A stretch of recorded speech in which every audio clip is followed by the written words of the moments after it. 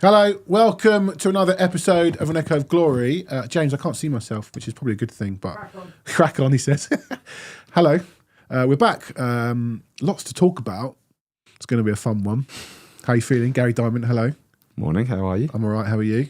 I'm all right. Good. And that's it, I can't ask you anything else. We got in trouble for talking too much about our personal lives. I saw this last week. Funny one, isn't it? Like, you know, people just seem to want to come on and hear us chat about Tottenham. Okay. Other people just we don't want to chat about Tottenham. Other people just accuse us of not being coaches or ever having played the game, so don't talk about Tottenham. Yeah, Maybe we should just sit here in silence.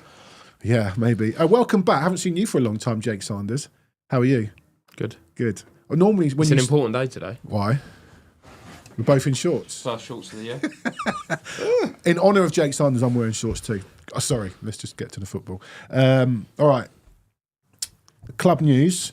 Defeat. 21s, 18s, women. All lost. That's impressive, there you isn't go. it? It's been one of those weeks. Remember those 10 games that we won and the other teams were top of the league at the same time? Good times. Good times. They were good times. I've written a note to myself here too. What I didn't do was mention last week after City, we played our second youngest starting 11 in Premier League history. Mm. And I wrote a note to myself to bring up the team that was younger. And I forgot to do it. That would have been quite interesting to see. I'm trying to find it now. Anyone remember what it was? If anyone in the comments can remember. Who was it against? I think it was Sheffield Wednesday. 92? Was it 92, 93 against Sheffield So Wednesday? would there have been Andy Turner in that team? Oh, do you know Neil Fenn? Do you know what? I can find it in a minute. We'll just sit here in silence. That's what people want anyway, isn't it? Like, talk amongst yourselves. Who did we play again? Who did we play? Man City. This is really, really good, Cheers, James. good Thank you. broadcasting. I'll tell you what, while you're doing that, James, have you got the website? Oh, what? Sydney's ruined my notes. What? We have lost away in Europe. This is the only notes I've made. We've lost away in Europe in recent seasons to Ghent, Vitesse and Mura, amongst others. I've got a list, Sydney. We'll come to it, Sydney. I've got a list. We'll come to it. Right, I found that stat. Right. So against Manchester City, we played our second youngest Premier League team since... I've lost it. It would have been good. I mean, this is we'll terrible. get there, guys. God, it was over a week ago as well. It wasn't even yesterday's game. We had a guy in our Bloody comments. We had a guy in our comments. We've forgotten about that. We've lost another game since then. No, I don't want to talk about it. I found it. I've absolutely found it. It was against Sheffield Wednesday in 1992, and that team. And I'm going to read it out to you. Espen Bardson. No. Espen Bardson. No, it wouldn't have been. Who? Did Steve Carr play, or was that before? No, well before him. Surely. So Maybe he did. Maybe he did. I thought Carr made his debut about 90. Danny Hill, Phil Eiffel, No, you've gone. Andy completely Turner, rogue. Neil Fenn, Rory Allen. Right, shut up. I got it. Ian Walker, Dean Austin, Pat Van den Houw, Andy Turner, Jason Cundy, David Tuttle, Steve Sedgey, Nicky Barbie, Darren Anderton, Teddy Sheringham, Paul Allen. Really boring. It doesn't sound as young to me as...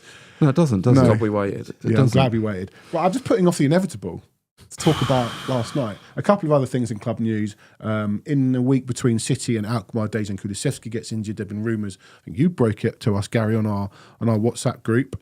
I'm not normally the bearer of bad news. No. I usually leave that to you, but Yeah. I got a sense of an injury, and I know that you love that. So, So that happened. Obviously, people have been, when we get all our players back, but it's never going to happen. Never gonna This happen. isn't a swipe. It's never. Yeah. You will always have injuries. Yeah. And unfortunately, I mean, is it now that I think Porro is probably our only first team player that hasn't had an injury this season. Gray. But I guess he's not. He's not played. He didn't play for the first sort of. So look, everyone's got injured this season. Got a quiz question, which I think you might know the answer to. Well, it's one for you. Well, you're welcome to join in, but you've got... well, if you know the answer, He doesn't. It's sort of because Jake's quite encyclopedic on this stuff. Well, just give me a chance before you I answer. will. So this week, Liverpool plays Southampton. Only 4 times in Premier League history has a That's not team what I thought it was going to be has a at all. team bottom of the league beaten top of the league. We are one of the teams that have done it. As the team bottom of the league? Yeah, we are one of the teams that have beaten top of the league in Premier League history. Got it. Go on then. No, I've no idea. Go on. It must be Liverpool 08. 2 points, 8 games. Carragher own goal and Pavlyuchenko. Yeah. Was that when Harry said, get on there, just run around a bit? Yeah, and banged it in the 88th minute or something? Yeah, well done. What were the others?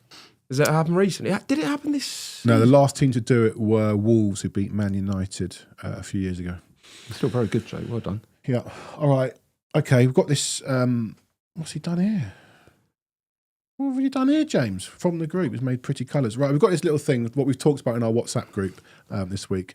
But firstly, we had, Gary, I said this to you, Gary, your proudest moment in your life, I would say, having your children, Lucas Moura's hat-trick against Ajax in Amsterdam, getting married, maybe, all this stuff. Yeah, one or two graduating things, from university, or someone sending you a letter saying how much they loved you on the pod. I got fan mail. And that the beer, they've made you a beer tap with an echo of glory on it. If you hadn't stomped out the WhatsApp group, you'd know about this, by the way. But wait, how did they get your address? They sent it to Launchpod here? Studios. So Ben from Taptastic, and the website is there, www.taptastic.co.uk. And if you've got access to a screen, have a look. He realised that I'm partial to a beer or two, particularly when we do a live show or an evening show or something like that. And I'd mentioned that we've got this, I've got one of these machines and we've got one of them here, a perfect draft beer machine. James got one here in Launchpod. And he wrote a lovely, lovely letter saying how much he enjoys the show. And he makes handles for such machines, and he made one for Echo of Glory. It will be staying in the studio. It's for the studio. It's for Launchpod. But great. Yeah, I was really. You're not signing it and sending it back to him. So you know, anybody else out there makes things, wants to write fan mail. That's brilliant. You know, you'll get a shout out and all of that. It's great, isn't it? It's great. Yeah, right. We get enough abuse, so it's nice to get some fan mail. What else have we talked about? Thank you, Ben. Yeah, what else have we talked about in our group this week? Someone on a Spurs forum, someone sent me, Ange's going to get eviscerated by Gary on an Echo of Glory, and rightly so. More of that to come. Someone sent me this. Big Ange was running in the 4:42 at Southall. He was 150 to 1. How did he get on? Well, I don't know. He probably just runs the same race every week and doesn't win. I didn't even see how he got on, actually. I think I would have been told if he'd won or played, so that didn't happen. What else have we been talking about this week? Oh yeah, Troy Parrott before the RZ game. So when I was there, the focus was always the top four. I think it was also went on to say more than that. He said he went on to say a little bit more than that. But obviously this rattled people because everyone's very much Levy out at the moment. From where we were when he took over, I'd say top four's, you know, if you're focusing on the top four, yes, obviously we want to focus on the title, but be realistic. As I understand it, though, he said more. He said when I was there, the focus was always top four as a minimum, and beyond that is what I understand. Why does anyone care? This guy played one game. Because it is relevant. Because he was there for 7 years, and he's speaking to the culture of the club. He's a nobody League One player. He's awful. He's rubbish. Yeah, and yet he played in a team that beat us last night. So, but that says more. Yeah, about well, I'm us just saying than that him.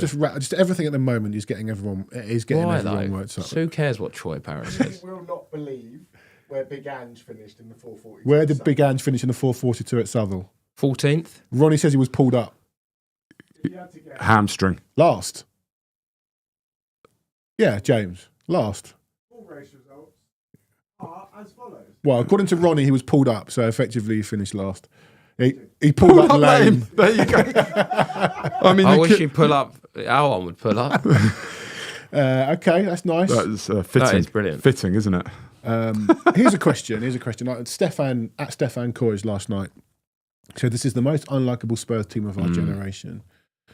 I'm starting to wonder.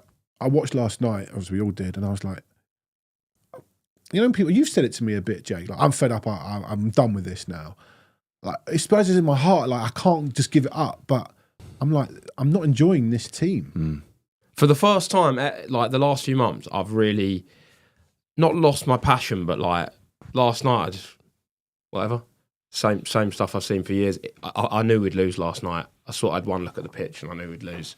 You could tell that a little bit in the semi. You could tell though. I could tell that it was going to be a really tough one. They managed to play on it. They managed. I know somehow the opposition always managed to play. I wasn't remotely shocked, and I was just like, oh, whatever. We might get through next week. We might not.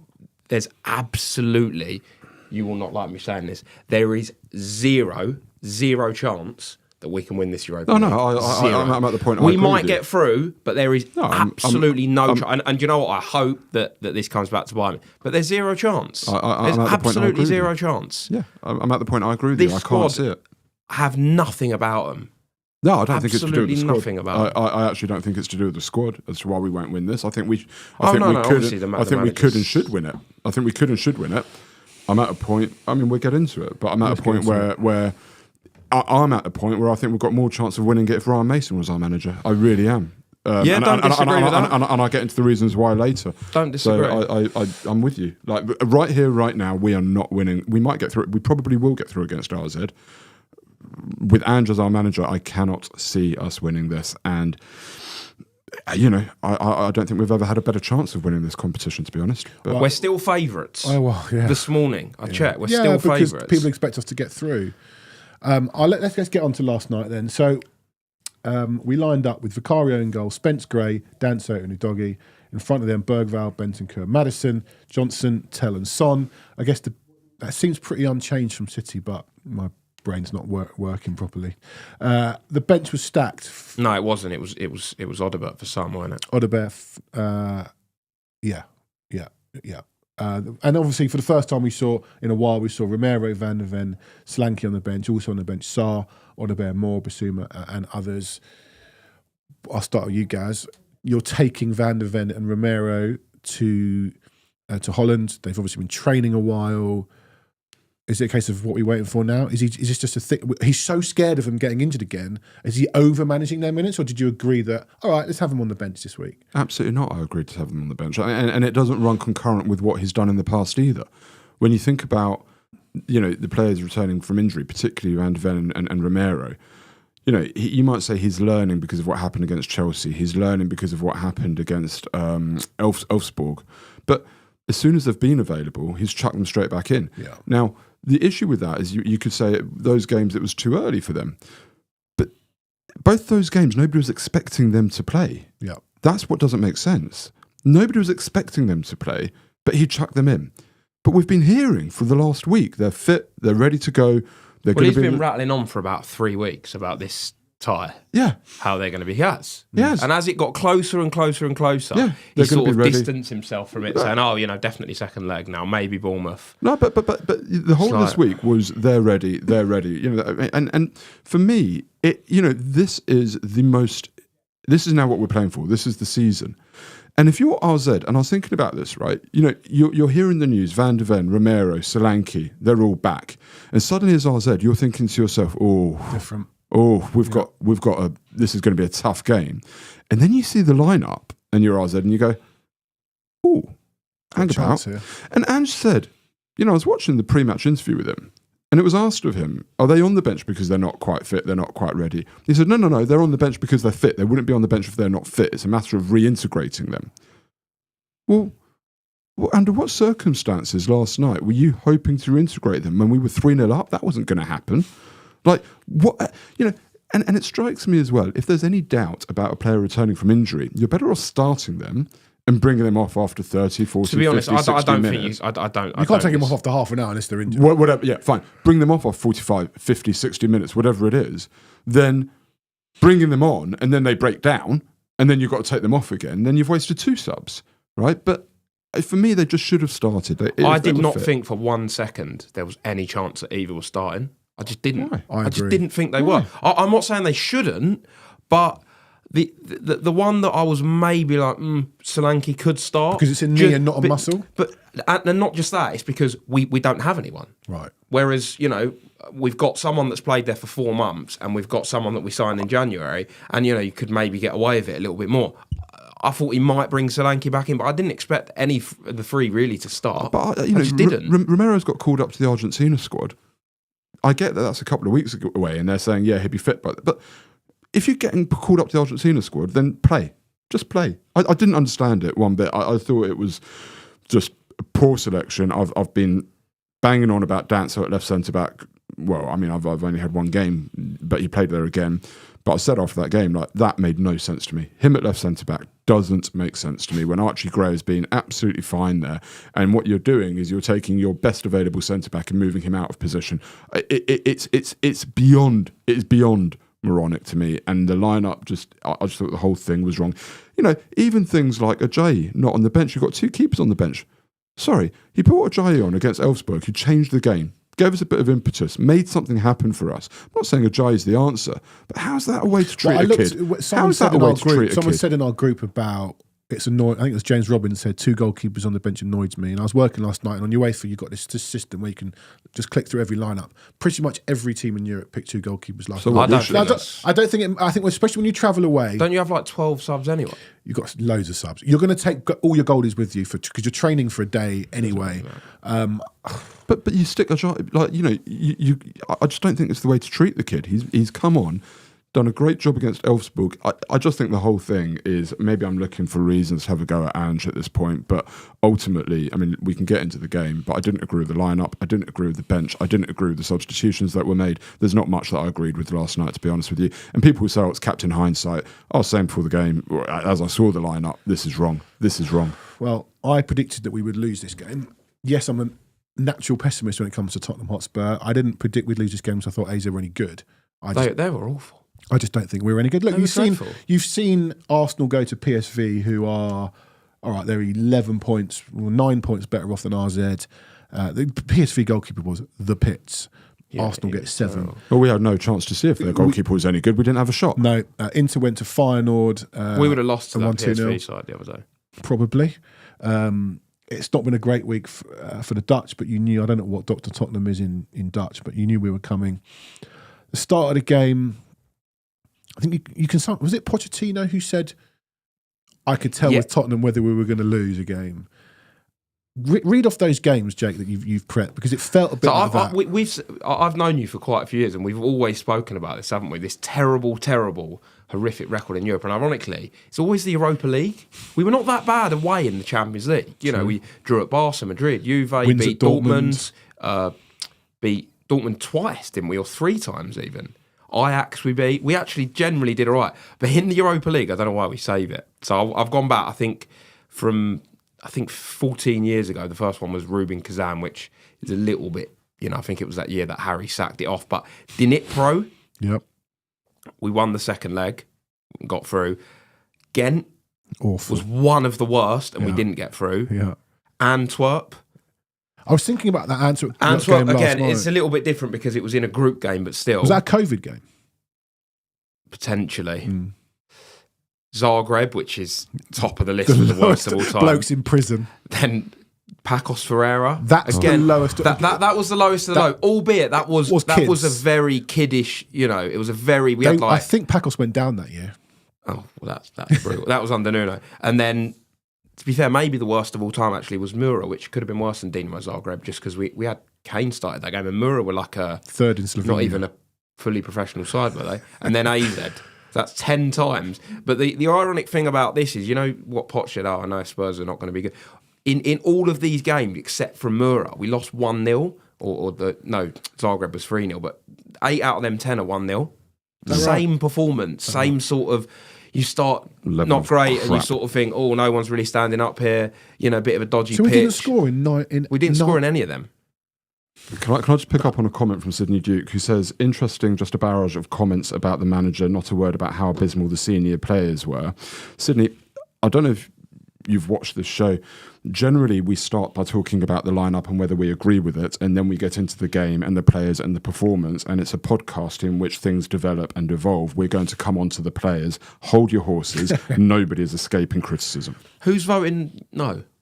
Yes, we've got a poll going on, as Jake points out, on our YouTube channel. Are we out of excuses? We've got 2 options, yes or no. 90% of people say yes, we're out of excuses, and 10% have said no. I'd be interested to know, and this is not for an argument, which there's been a few in recent weeks, of people that are saying that there are still excuses to be made. Well, the pitch was bad, wasn't it?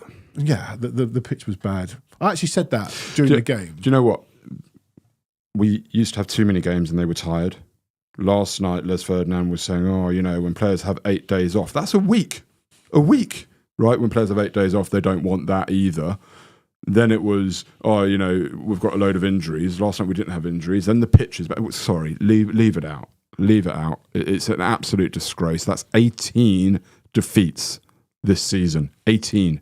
I think our record number of defeats in a season is 21. So in the Premier League in era. Premier League history, our record number of defeats, in all competitions is 21 in 1993-94. And we're gonna go past that. Yeah, this We're season. literally nailed on to break that, aren't we? We We've are got nailed on. Chelsea, Liverpool, and Yeah. at least one more Europa League Liverpool. one, You said Liverpool, yeah. Yeah. which is 3. Yeah. So we need We're- one we're- more defeat, Yeah, basically. I mean, Bournemouth beat us on the weekend. Like, Yeah, true. you know, we're nailed on to have our record number of defeats. And the problem is that the performance last night is, you know, we're talking about Ange Ball and what is Ange Ball, what's the style. But I'm actually recognising that performance last night as what Ange is and what performances are. We didn't start, we couldn't pass, we could have been playing even now and we still wouldn't have had a shot on goal. The whole thing was atrocious. And we've seen it time and time and time again now. And it's beyond enough. And we will get onto the players because I know people want to talk about them. But as I mentioned right at the top, you know, I think it's inevitable that Ange is here till the end of the season. I think it's inevitable that he will go in the summer, come what may. But for me, we need to salvage the season with the Europa League. I actually look at somebody like Ryan Mason at this point, who has got coaching under Mourinho, Conte, whatever. I'm not wanting to go back to that, but damn, like at this point, I just want a team with a bit of something about them. There's nothing to this. There is nothing. I agree. there's It's got, in nothing to terms of this team. Mason, I'm not calling for Mason. No. It's got to the stage where tactics have gone out the window. Do you know where I'm at? You right? just need It a hasn't- bit, it just hasn't someone got to be come in Mason. and, you know, a bit. I'm not going to say I want him in, but Harry, someone to get a little bit of confidence and something I'll tell into you where I'm these at. players. You've made the point in the past, right? It does look like the players are still playing Decent for man him. manager. It does look like the players are still playing for him. I'm not sure. I'm not Last sure that night I they are. changed my mind a little bit on that. I'm not sure they are. That was pathetic. That was a knockout of a major European competition.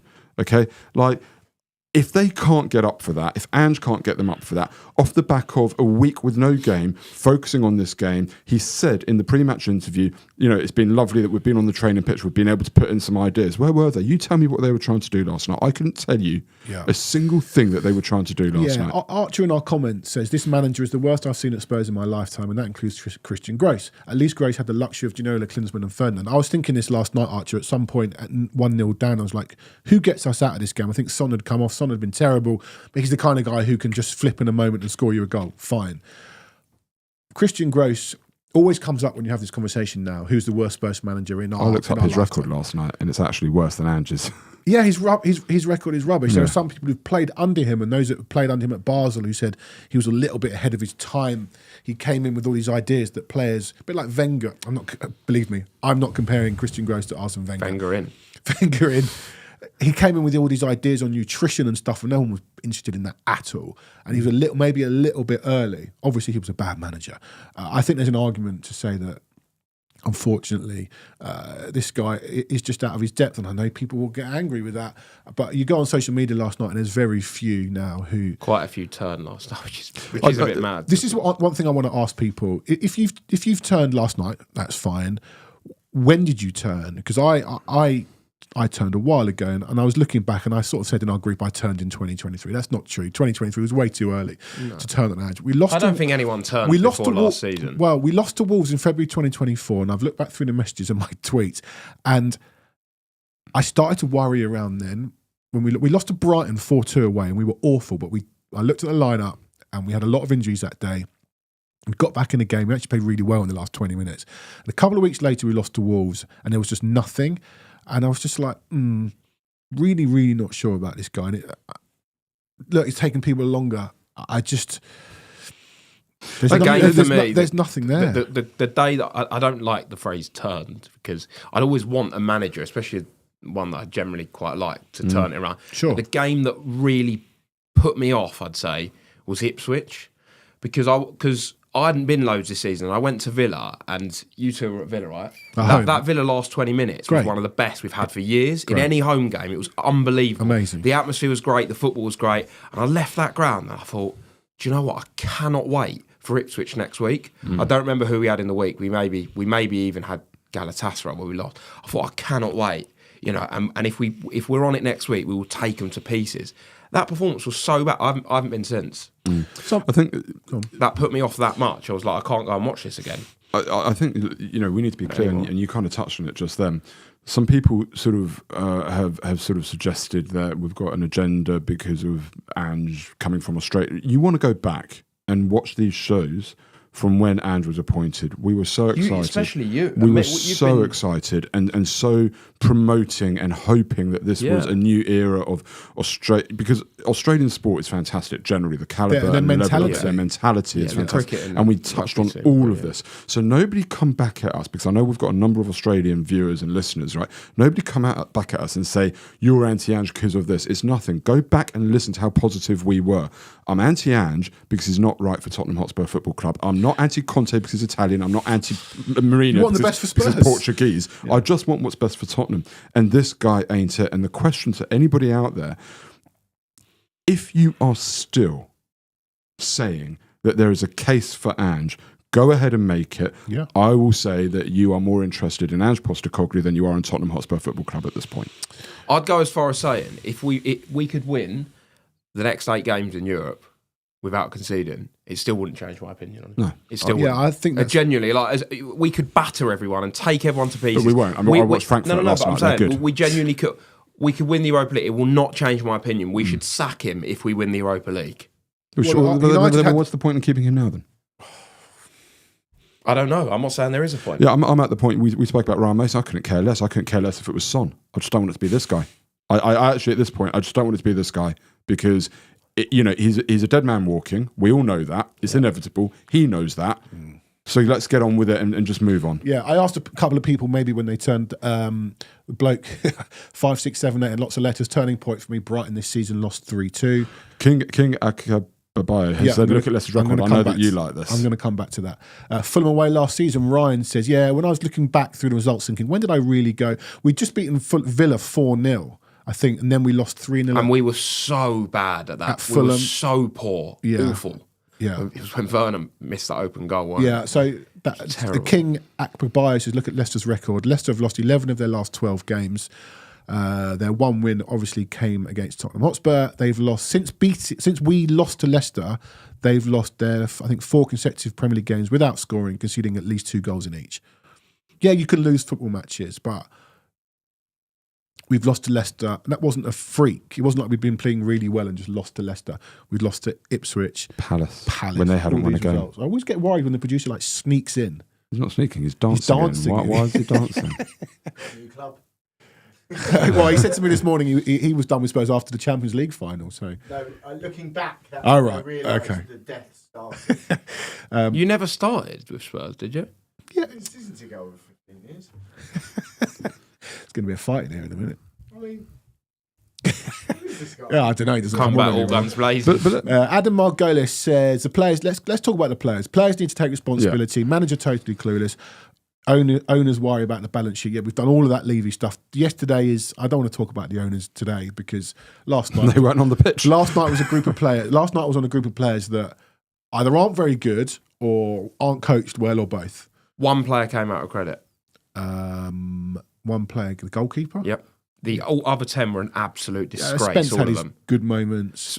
Maybe not Spencer. They were all rubbish. But Bergvall had a weird game where he was kind of our worst player and our best player. He did one of the most mad things I've ever seen on a football pitch in the first half. I don't know if anyone can recall it. I didn't see the replay, but he managed to pass it 20 yards back diagonally. Oh yeah, it was unexplainable. Yeah. Which was a direct contrast. He managed to score diagonally backwards. It was just. And why were they? The commentators were saying it was unlucky. It was not unlucky, the goal. Well, it is. It's not unlucky. It's unlucky that it maybe looped in, but it was a terrible clearance. Yeah, I think he was a bit unlucky. He's gone to clear it. I mean, how the geezer at the far post was wide open. Johnson, I mean, he wasn't on the pitch. He can't have been on the pitch. And he definitely wasn't on the pitch from that corner because that was his man. And then he let it go. I mean, it was just...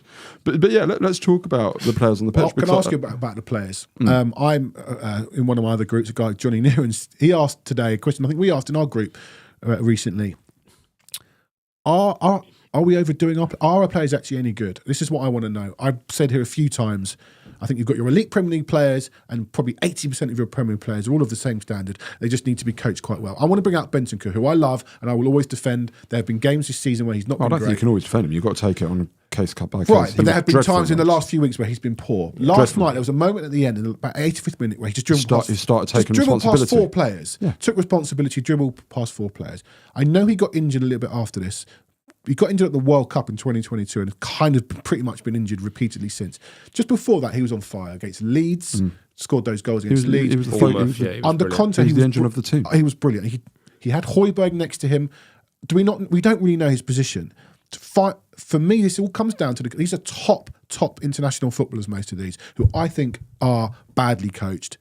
Am I thinking these are better than they are? Well, let me ask you a question, okay? And the question very simply is this. Which team on paper last night would you have preferred to have playing for Okay, Tottenham? and Spurs, and I said this before. If I said to you at the 1 start, to 11. if I read you the Forest lineup at the start of the season and said this is your lineup for the season, you'd go, no thanks. Yeah. I would love to play this season out with a different manager and see how it went. But there's the answer to your question. Yeah. Right? 1 to 11, most of us would have our team ahead of any others. So it's not that these players... But do you think an outsider would do the same? Yeah. That's what. Are we looking at it through rose-tinted Spurs glasses? I don't think so. I mean, you know... Not RZ, but look, Fulham and Palace and Brentford and Forest. It all should in be the above Premier us League, in the league. in the Premier League, every No, squad... Forest have got a better team than us. They've got a bunch of No, they've got a better well-drilled... team. I don't Forest think have they've got better team. I players. like their side. No, better players. Forest first 11. Look at their team and I'm like, they've signed really Forest well. first 11's better than ours. And do you know what? They look like It is. men and well-drilled as well. Apart from Solanke, every one of Forest's wingers, Gibbs White, Elanga, Hudson, they walk into our team. I I think would that's have true. Elanga, Gibbs White, and Hudson-Odoi over Son, over Tell, over Rodebert, and Werner. Johnson. Be careful. I think Every single one of them. But you've got to be a little bit careful when it comes to something like Forest. Okay, they are still a team that sits deep, invites teams onto them, and their wingers have a lot of space in front of them to run into. It's a little bit like Johnson when he was at Forest. He looked more effective than he does here. Because I mean, I get that he scores goals, and people say, "Oh, how effective do you want him to be?" But he looked dangerous because he had loads of space to run into, and Forest still play like that. So you've got to be a little bit careful because when there's room in behind, players will always look better than. Generally, I mean, then again, last night we just couldn't even get out. And you talk about coaching, and it does come down to coaching. And this is why I'm going to go back. Yeah, the players can take responsibility. Yes, in the 85th minute, Benton Court suddenly went, "Oh, we're in trouble here. Maybe I'll take this on myself, and So I've got maybe to sort my parking out. maybe I'll go and beat a few players and drive forwards." And they should have been doing that from the beginning. And everybody is right that's saying the players have got to take responsibility. 100% they do. But there are certain things that happened last night that looked like these players are not coached and not drilled. Now, if you look, for example, at how well we had to play in order to get out, there was one moment in the first half, they pressed us really hard down in our corner. Yeah. And we actually played a series of passes really nicely and got out. And the commentators picked up on it and said, that was brilliant from Tottenham to get out of there. But their press was effective and aggressive. And then you look at how we pressed last night. There was nothing. There were 3 players pressing, and people say, "Oh, but you know, we've complained about the press, but we weren't doing one thing or the other last night." You know, we had 3 players pressing in the second half, time and again, and they just knocked it out to the fullback, and they were out. And it was like, I don't think the players know what they're meant to be doing. And this is 18, 19 months into Ange now. I don't think the players have a clue what they're meant to be doing. So yes, they can take responsibility. Yes, they can take it on their own shoulders and go and make something happen. But ultimately, I just think the players aren't really sure if they should be pressing, if they should be staying. I just don't think they know what they're doing out there. There's been a few rumours around that Ange doesn't spend much time on the training ground. When we spoke to, I think it was Thomas Broich, and that's another thing we did when Ange came in. We got really involved. We got players on that played for him, and we were all very excited. But I think it was Thomas Broich, I don't want to misquote him, I'm sure he's not listening, who said, you don't see Ange that much on the training ground. And a lot of managers like that. But it does feel to me, you know, you mentioned Harry, but with Pad just go out there and run around. It does seem to me like they just got this one way of playing, and there's nothing subtle about it anymore. Yeah, I mean, like I say, there have been too many games recently where it just doesn't even look like we know how to score a goal anymore. It just, everything at this moment in time looks and feels wrong. I'm taking my daughter to Bournemouth on the weekend. There's a part of me... I assume you mean actually to Bournemouth. You don't have to go to the game, right? No, I'm taking her to the game. But there is a part of me that's like, should I subject it? She wanted to watch with me last night. You know, she wanted, and I said, look, just don't, because this is painful. It was. I said, just go and do whatever it was where you were happy, and That's good advice. and you didn't have to subject yourself to this. And she insisted. She came in for 10 minutes, and it was a 10-minute period where, unfortunately, You swore a lot. no, I didn't. It was a period where actually Bergvall carried the ball in the second half, and we had a good break on, and Johnson just ran behind the fullback.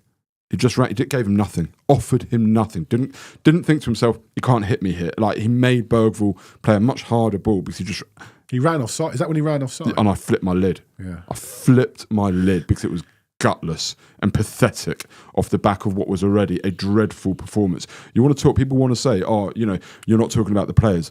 I'll talk about all the players, but Brennan Johnson last night was an utter disgrace. Well, if he never plays for us again, he will have still played too many times, in my view.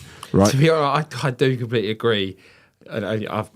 Johnson is the biggest coward of a footballer. I mean, Spurs haven't, but I said I'd do Son, Tell, Johnson, and even Odegaard were all disgraceful. They were equally disgraceful, and Odegaard as well, who is a promising youngster, but he came on against fresh legs and didn't even try and beat his fullback. He added 0.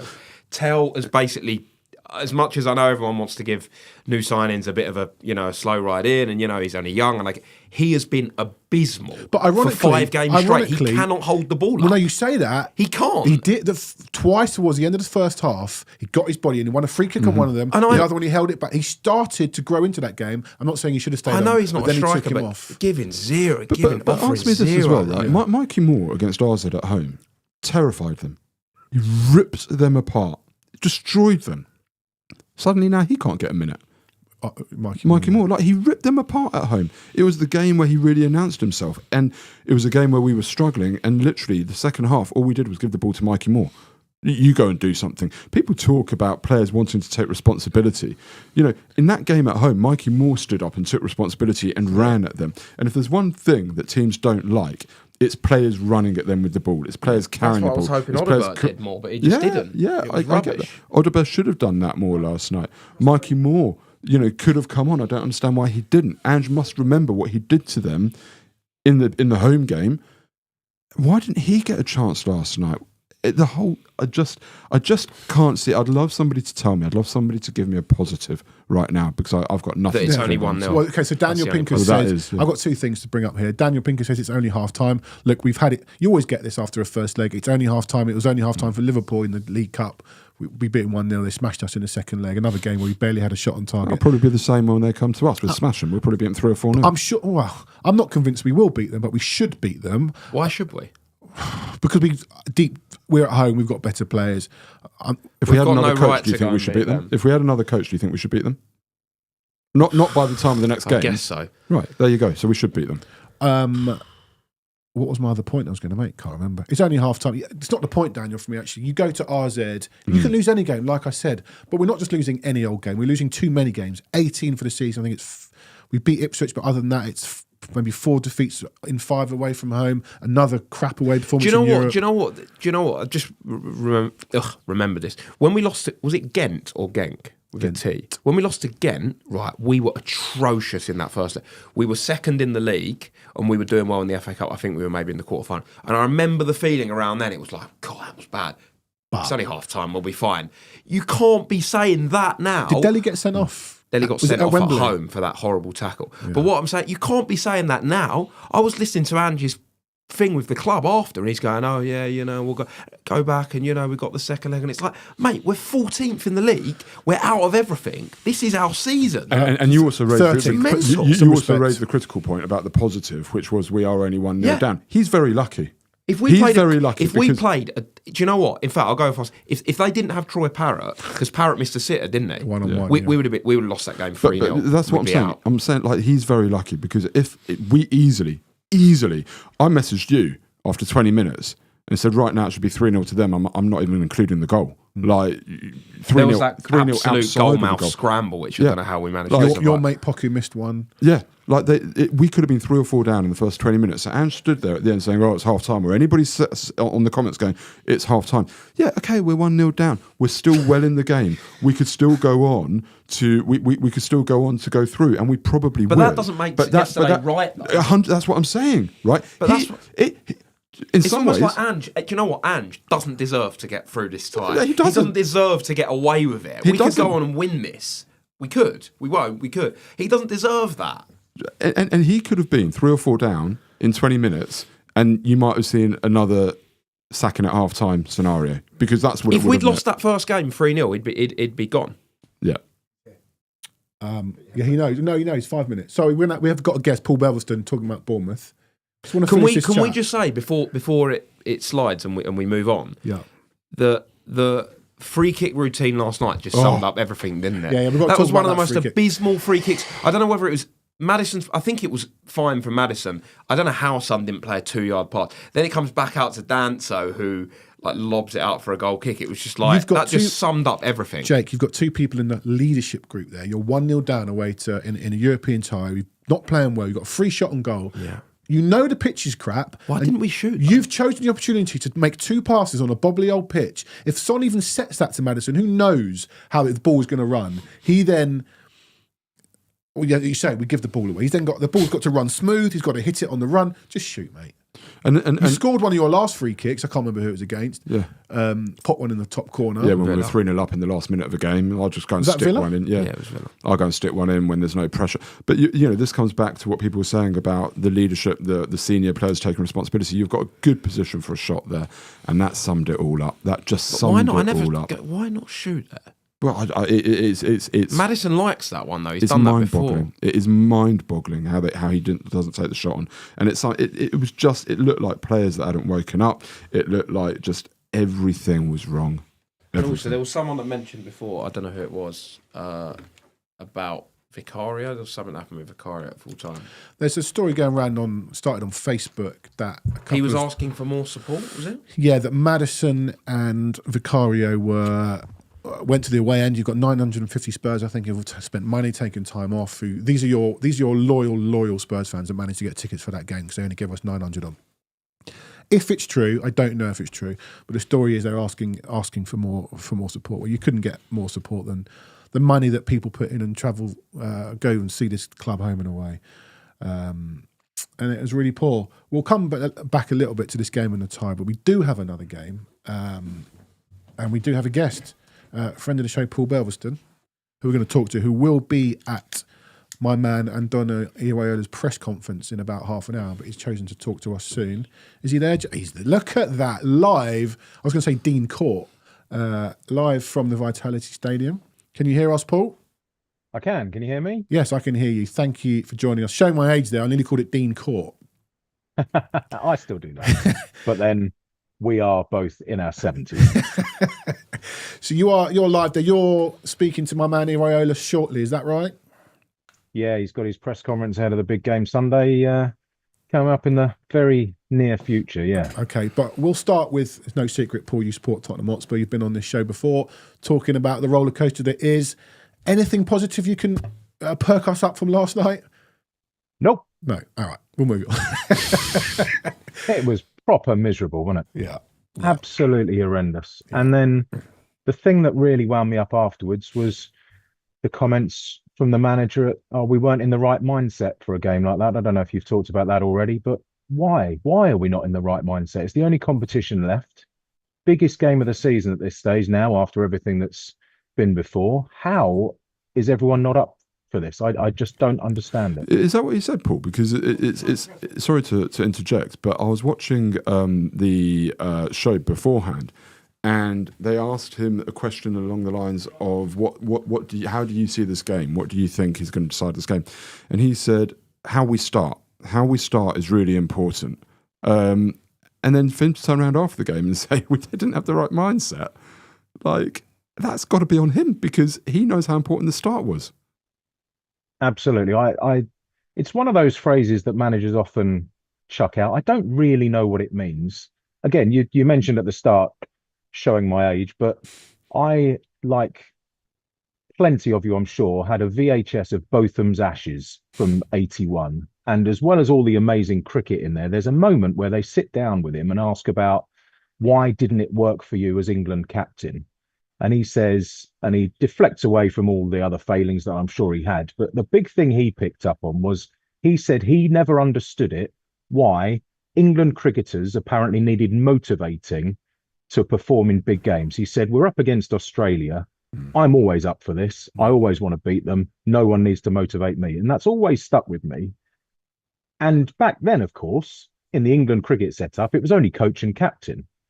Ange has got dozens of backroom staff, all who should be able to spot if any player's not on top of their game in training, not in the right mindset, not seemingly ready to put absolutely everything on the line in the biggest game of the season when he's made such a big play of how he always wins a trophy in year two. Well, this is the only one left. So when you look around the dressing room beforehand, when you're on the plane, when you're at training the day before, whatever, can you not spot when they're not up for it? Or is it just a lazy little throwaway line in a press conference to deflect away from other failings? I don't know, but it really wound me up. Yeah, let's move on to Sunday's game in Bournemouth specifically. No secret, I'm a big fan of Iraola, have been for a while.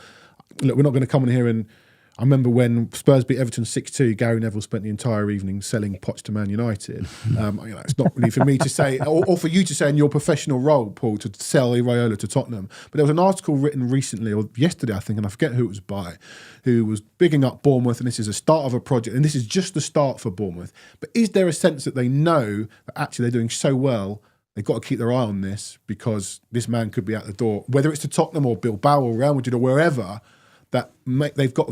I'm surprised they haven't chuffed a new contract in front of his face, if I'm honest. But do you think there's a sense that actually they're going to have to work really hard to keep him? Well, the contract thing's very interesting because in the summer he signed a 2-year contract, and that's the first time he's ever done that.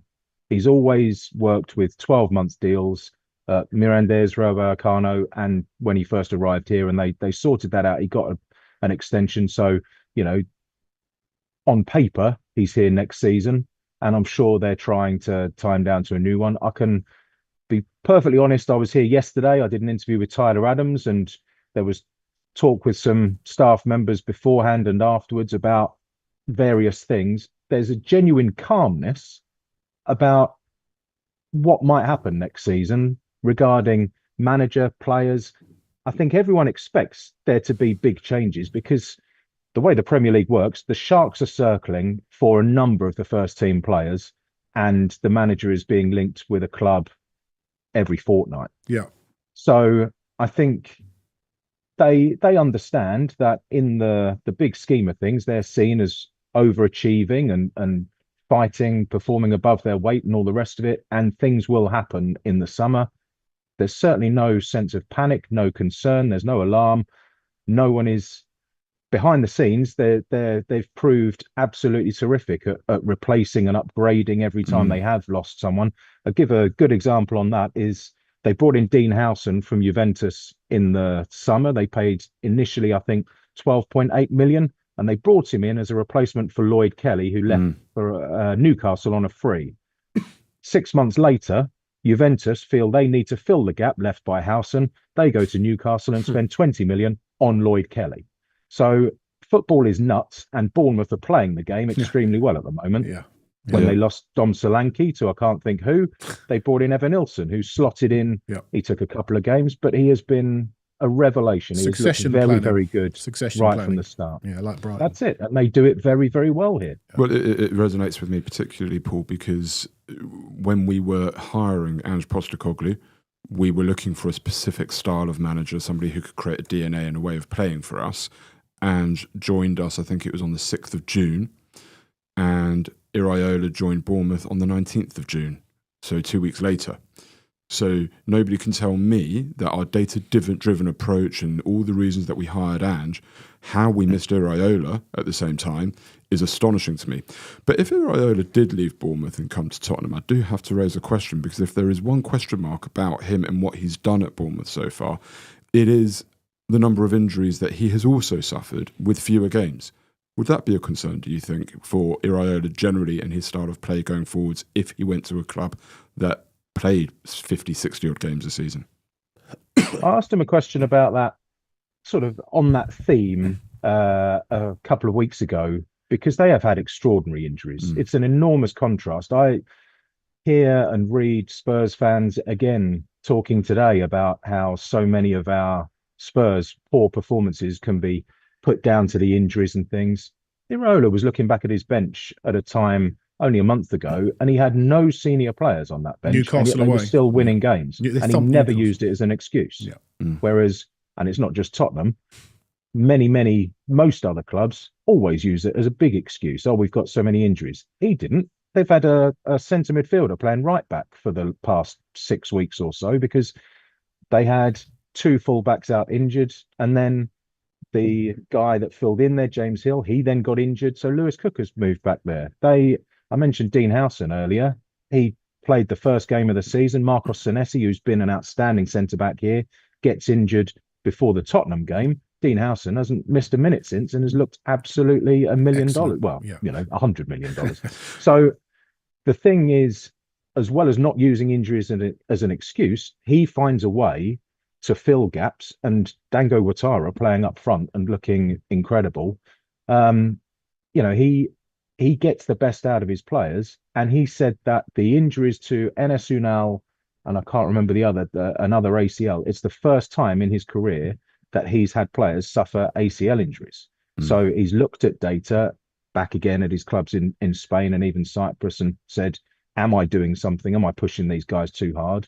And he's convinced that this is an outlier. This is a one-off season in terms of injuries. And, when you've got a bigger squad and more games and so on, of course, it's probably going to be a risk. But you mentioned about how, Spurs missed him in the summer. Remember the reaction of Bournemouth fans when they brought him in? They were clamouring to keep Gary O'Neill. They were initially furious. No one had ever heard of Andoni Iraola over here because we're so insular. Yeah. And so, of course, football people saw what he did at Vallecano and were impressed. But the reaction here was quite intense. Imagine what the reaction would have been at Spurs if we'd hired him. The reaction at Spurs when Postecoglou came in was very mixed for the same reasons. So, if they were going to take that risk, for me, they should have gone with Areola. But on this, you mentioned, you're very close to Bournemouth, the club, and you speak to the players. We've spoken to people that speak about McKenna on the training pitch and how innovative he is and forward thinking, and a lot of reports coming back about McKenna being one of the best trainers. What are the players? You mentioned a calmness when you spoke to some of the Bournemouth players about Iraola staying, but what are they actually saying about him as a coach on the training pitch that sets him apart? One of the things I remember, you mentioned Pochettino there. I remember being at Southampton when he was there, and there was a time in international breaks, players were going through their family trees to see if they could qualify for obscure countries through random relatives because they wanted to get out of the fitness training that Pochettino was putting on in international breaks. It was so tough. Bournemouth are only outrun in the Premier League by Tottenham at the moment. Yeah. And so I've asked a couple of players, how are you doing this? You must be put through some grueling training regimes here. And, there must be days when you think, oh no, it's fitness today and want to call in sick. They have all said, no, we don't do fitness like that. It's all with the ball. Right. He makes fitness training fun. So not only is he tactically clever and astute, he's very innovative in terms of the fitness training. The stats absolutely back it up. He can put square pegs in round holes and make them look like diamonds. So, yeah, I can't speak Paul, highly enough. It sounds to me as though you might quite like this. I'm not going to get you in trouble. Paul, let's move on to Sunday. I had a little bit of a wobble. Bournemouth lost to Wolves, lost at Brighton, went out. No, they went through, didn't they, against Wolves on penalties. Our man, Doherty, missing the penalty. So in my statistical world, that's no win in 3 games, despite the fact they won on penalties. I know you like that one, Paul. So a little bit of a wobble. Who do you play when you've had a little bit of a wobble? You play Tottenham Hotspur. I know you've not had this presser yet. Is there any news on injuries? I know Zabanya will still be suspended. I think we've beaten Bournemouth all but once at home in the Premier League. Last year they beat us, I think, 3-2. How do you see it going, and what can we expect from Bournemouth? Year. Wasn't last year?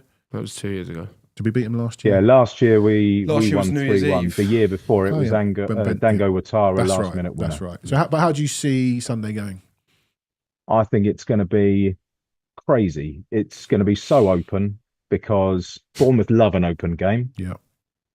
Spurs can't play anything else. I think again, I mentioned Tyler Adams earlier. I was speaking to him yesterday about his last appearance at the Tottenham Hotspur Stadium. That Leeds It game. was Leeds. He got sent off in the last minute after a 4-3 when they were ahead 3 times, and we came back. Exactly. And I wouldn't be surprised if it's another ding-dong basketball kind of game where, it's just attack, attack, attack. They're two similar styles in a way, and both coaches love to attack. And that's another reason why the likes of yourselves are clamouring for Andoni if there is a managerial change. I think.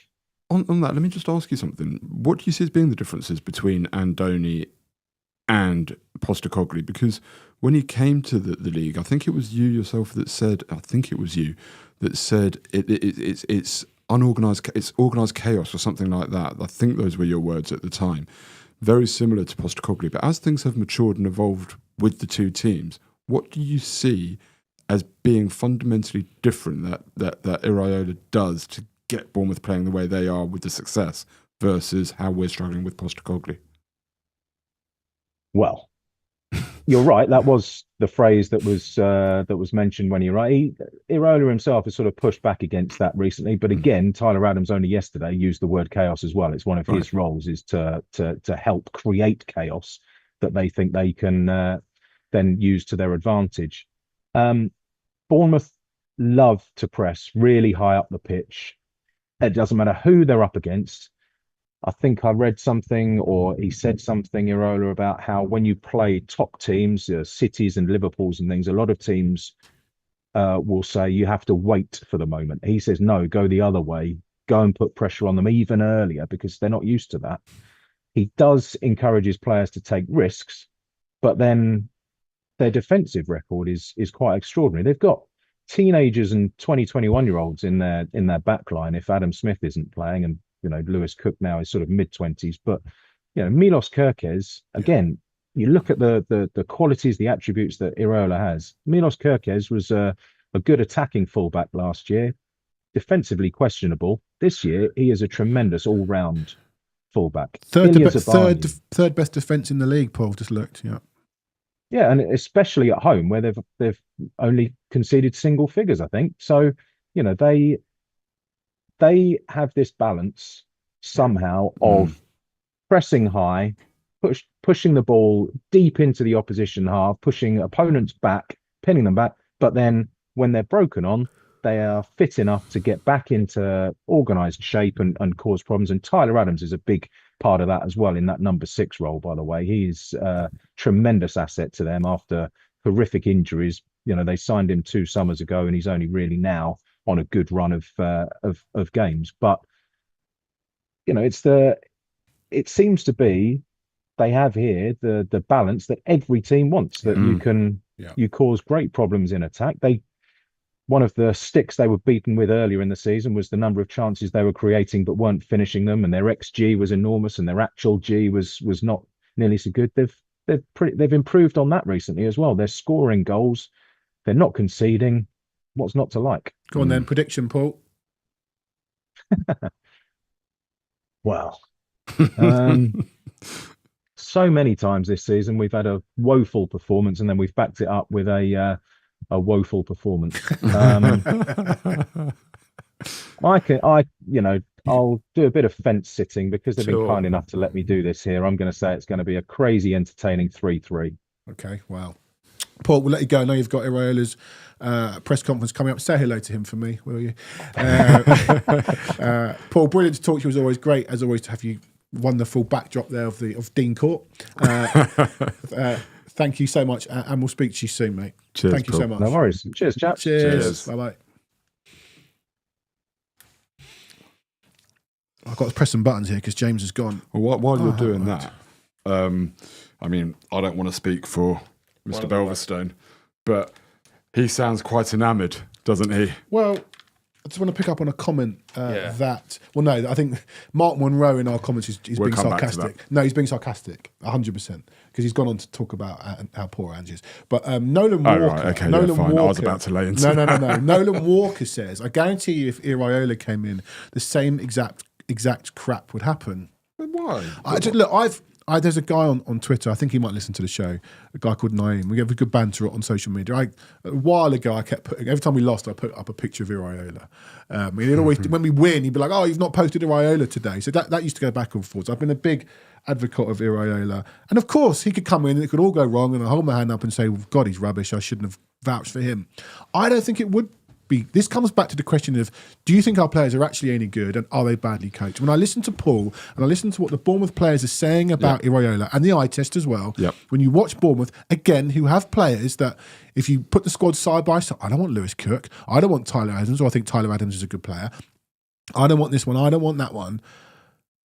I just think it boils down now so much to coaching. Yeah, I don't think it would be for, if I'm quoting, the same exact crap, because at the end of the day, Nolan, it hasn't been the same exact crap. However bad we have been, we finished 4th under Conte, we finished wherever it was under Mourinho. Generally, the same exact crap has been infinitely better than what this is, and a good coach, I think, gets us much higher. As you say, it would have been very interesting to have played the same season with a different coach and see what would have happened. I'm almost certain, I mean, not almost, I am certain that we would be higher up in the league. So it wouldn't be the same exact crap. It would be the same frustrations in the sense of, are we able to get over the line? Is Levy pushing us? Is he backing us far enough to get over the line? Yeah. That might be the same exact crap in that sense. But I'd rather be in that position, having that frustration, than the position we're in at the minute, which is just like, there isn't a Spurs fan at the moment that's enthusiastic or passionate. I'm not looking forward to Sunday. As I said, I don't really want to I don't want to go. I'm only going to go because she's desperate to go. I'd be quite happy to not go on Sunday. I really would. I'll be honest and with I you, think most fans are feeling that way. Honest, do you know and that's what it's done to this club. Do you know how I feel? I sold every ticket from January straight away. I don't know how you managed As that. possible. Yeah. Well, do you know something? You're still finding people to buy them. I've sold every ticket apart from Nottingham Forest. People still want to go. Somebody bought Ollie Spiro's ticket for last night at 10 to 10 last night. Someone watched that game and thought, I know what I want to do on Sunday. I want to go. I love going, all right? I've missed 2 games this season, both through work. Ipswich and Liverpool. Lost them both. Delighted I wasn't there. I've got a heavy work day Saturday, long old day. Sunday, I got a busy day. I got my son's game. It's a real issue to get back for his game at 10 to 5 from Spurs. I thought, you know what? I'm not doing it. And I will always go.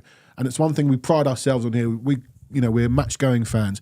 Sunday is just one step too far, especially with the way we're playing. I'm not enjoying it. I'll go come what may. I mean, I sit here and say I don't want to go. I don't really want to go. I've got no passion, no enthusiasm at the moment for this team. I've got no passion or enthusiasm anymore for Ange. I just want it to be the end of the season. I don't think we're going to win the Europa League. As Soul Sniper Gaming here says, Frankfurt, even if we get through, Frankfurt will beat us. They absolutely will beat us. They will. I don't believe they'd beat us if we had a better manager. So maybe some of our players are overrated. He says Sonny, Madders, Bentancur, Bissouma, Sarr, midfield's a mess.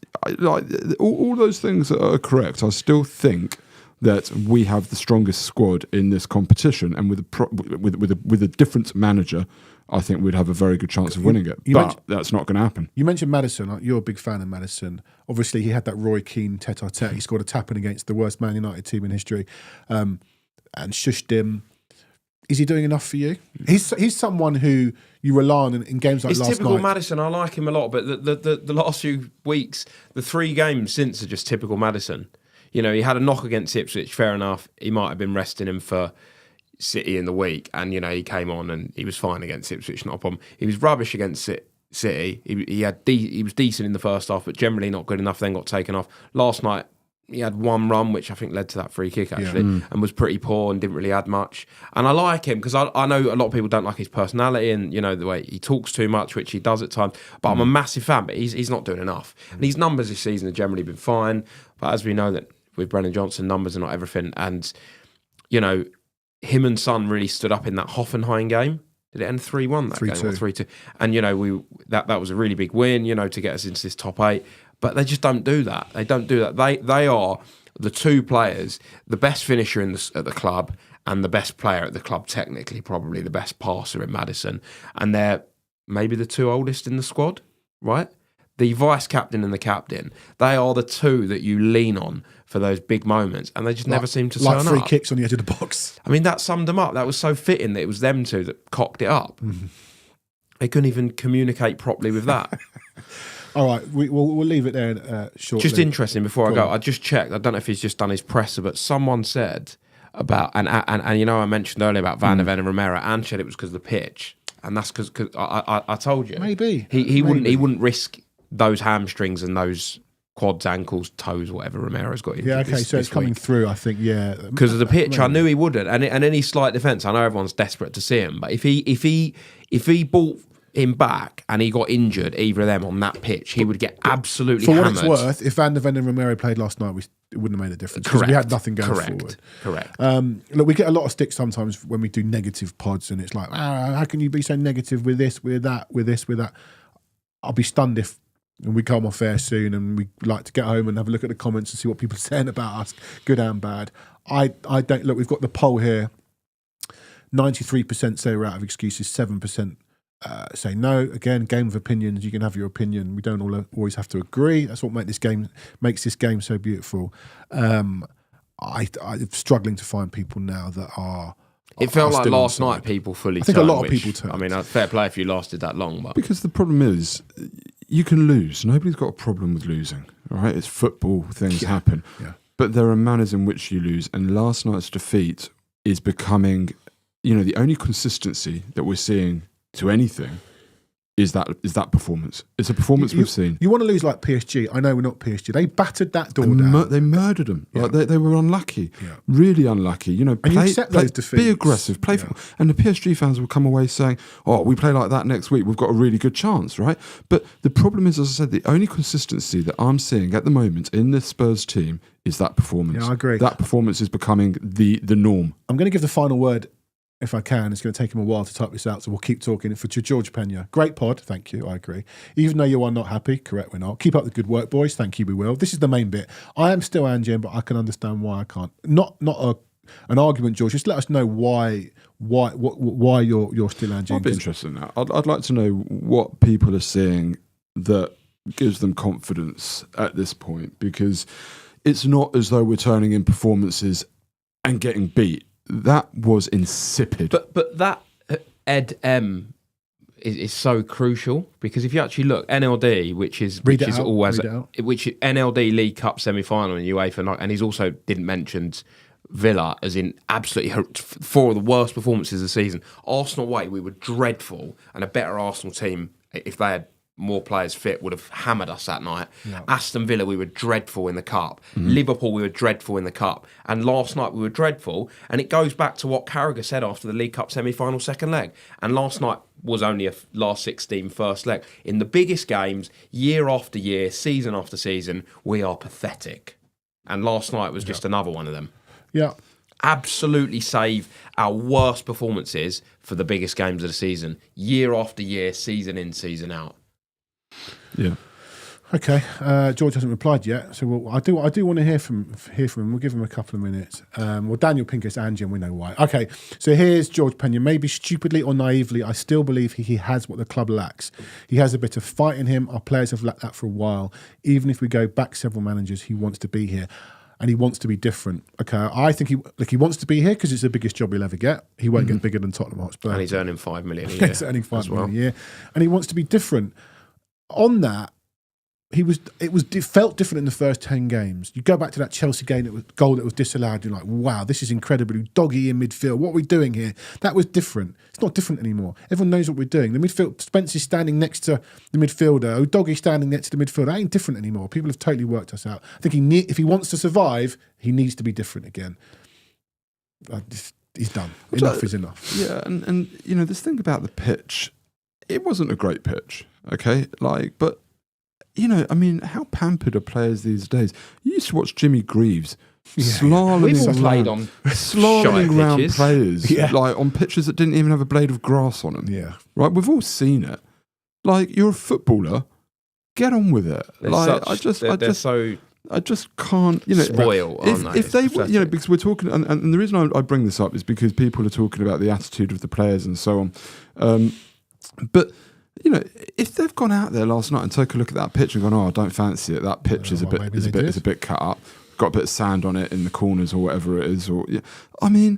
honestly, like the whole thing. There wasn't much adversity last night. No. Let's be honest. It was a bit bobbly. Do you know what I actually was thinking last night? I was in a pub and they had everything on. It was packed. They had Rangers fans, they had Chelsea, United fans, and I was thinking, because Rangers, amazing result, by the way, incredible result, one of the best, one of the worst Rangers teams in a long time. One of the best Scottish results in played with their hearts on and it made me think. We've already lost to Galatasaray this season, right? And I remember when we drew Galatasaray, and we could have been playing them last night, actually, Galatasaray. And the way that Spurs fans and general fans sort of big up, Galatasaray, Fenerbahce away. There's no way you can get a positive result there because some of the fans have got flares. And they went there and scored 6. Did they have 3 disallowed goals or maybe 2? 2. So they scored 5, right? They were an inch away from possibly the greatest Scottish result in Europe since however long. The Lisbon and we go to AZ Alkmaar. Yeah. They didn't have an ultra section. But there wasn't much noise. It was a bit of a cut up pitch. But let's be honest about this. Hang on, but let's be honest about this. You mentioned it at the beginning of the show. Arsenal went away to PSV. Arsenal haven't got a striker. They haven't got Saka. Their injuries at this moment in time are arguably actually worse than ours now. Not arguably, right? they are. They are worse than ours. They haven't got a 9. They haven't had 9 all season. They went there 7 and put 7 past them. A team that is better than RZ. We went there and bent over. I mean, the whole thing is, and that. But to it's me, like, but my point is, it wasn't really. I'm not even being arrogant, right? And I know AZ Alkmaar have actually won a league this century with Moussa Dembele in their team, I believe. Yeah. But they're the 6th or 7th best club in Holland. Yeah. You know what I mean? This is not even a PSV Ajax or a Feyenoord. It's the 15,000 ground. It's not. There's no reason to go there and melt. Yeah. There's none. 100%. And I think it's the manager and I think the players are getting nothing from him. If I'm honest, it's going to change. It will change. I don't think it will change before Bournemouth summer. predictions. Do you want to do that? I do want to do that. Gary, prediction for Bournemouth. I mean, we'll probably win, but I can't. Right now, I would say Why Bournemouth would we probably win? Because it's us. I would say Bournemouth 4-1. Oh, wow, Jake. 2-2.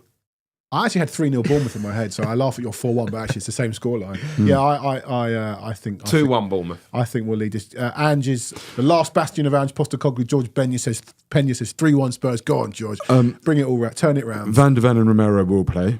It has to be a load of changes. Van de Ven and Romero will play. Yeah. Solanke obviously got one in the back last night, so He might not actually even play know. next week, but he's not badly injured. That sort of stuff. Yeah. And we've got a massive week. We've got to put in a good performance against Bournemouth because that will set us up for another home good performance against RZ. They've got to send us into that game. Got to win two. Got to win both. Simple as exactly. That. They've got to send us into that game with a bit of positivity. Even if they don't beat Bournemouth, it's got to be. It's got to be an aggressive, good performance that makes us go. I can't believe how low the bar is. I know Bournemouth are doing what it's like. Even if we don't beat Bournemouth, as long as we show something, how low is that bar? Yep. But that's what Ange has done. But that's what Ange has done to us. Yeah. That is what Ange has done to us now. How low is that bar? I'm so smug. We're welcome everyone. Imagine this time next week. This time next week, we could be sitting here live when he's sacked. And just to say, like you're sat there saying, I'm so smug. Tongue in cheek. I was desperate. I know. Desperate. You love getting on your eye holes on Twitter. Desperate for this guy to succeed. And I know Johnny was as well, as much as he's a bit smug because he wasn't. I'm not being smug. No, but he looks beyond. You actually look beyond what you see on the pitch. You look at stats. You analyse things a bit more than what does he know about stats? And you do sort of predict certain. You've been right on a number of things down the years. And wrong. And you were wrong about Paolo Tremzani, I remember that. but you'd only seen him for 10 minutes. Yeah. But no, look, I mean, we all were desperate for this guy to succeed. It ain't going to happen. We'll probably get past RZ. I don't think he'll be sacked this time next week because we'll be in the next round of the Europa League.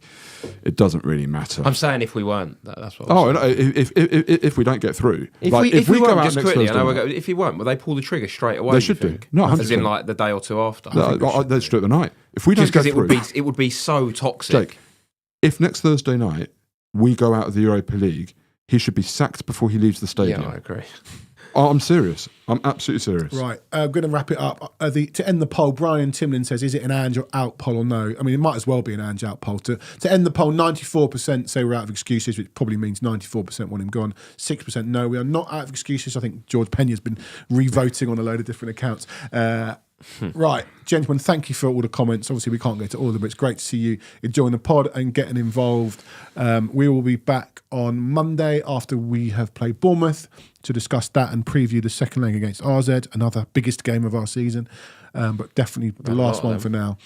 We've had a lot of them. Shout out to Georges coming back. No excuses. Fair play to him. Yeah, he's one of our great contributors, of which there are many. Like and subscribe to this podcast. We're nudging up to 3,000 now, which I noticed. So, can you get us to 3,000 before Ange's sacked? Before Ange is sacked. We might lose a few Aussies on the way after Ange goes, but we love it all. Like, listen, we get heated, but it's a great community we're building here. We will be back on Monday, and we'll see you soon. James has left. He's told me I've got to end the stream, so I could bring the whole house down here if I press the wrong button. We'll see you on Monday and up the Spurs.